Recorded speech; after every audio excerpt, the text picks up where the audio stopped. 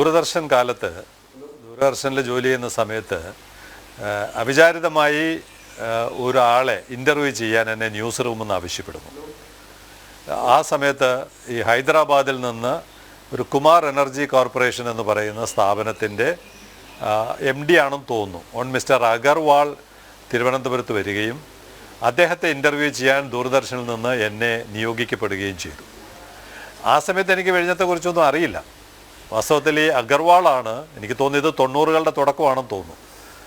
അഗർവാളാണ് വാസ്തവത്തിൽ എന്നോട്, ഞാൻ ഈ കടലിൻ്റെ തൊട്ടടുത്താണ് ജീവിക്കുന്നത്, കടൽ ദിവസം 10-20 പ്രാവശ്യം നേരിട്ട് കാണുന്ന ആളാണ്. അദ്ദേഹമാണ് നമ്മുടെ കടലിൻ്റെ പ്രത്യേകത, ആഴം, ഈ കപ്പൽ ചാലിൻ്റെ പ്രോക്സിമിറ്റി തുടങ്ങിയ കാര്യങ്ങളൊക്കെ ഒരു ചെറിയ അഭിമുഖത്തിനിടയിൽ എന്നോട് പറഞ്ഞത്. അതൊരു വലിയ റെവലേഷനായിരുന്നു. അവിടം തുടങ്ങിയാണ് ഈ വിഷയം പഠിക്കണമെന്നും മനസ്സിലാക്കണമെന്നും ഒരാഗ്രഹം വരികയും പിന്നെ തുടർന്ന് അന്ന് ഇൻ്റർനെറ്റ് ഇല്ല, നമുക്കിതൊന്നും ഗൂഗിൾ ചെയ്ത് നോക്കാൻ പറ്റില്ല, ഡാറ്റാസ് അവൈലബിൾ അല്ല. പക്ഷേ ഈ രംഗത്ത് പ്രവർത്തിക്കുന്നവർ, പല നാവികർ ലീവിലൊക്കെ വരുമ്പോൾ അവരെയൊക്കെ കണ്ടുപിടിക്കാറുണ്ട്, സംസാരിക്കാറുണ്ട്.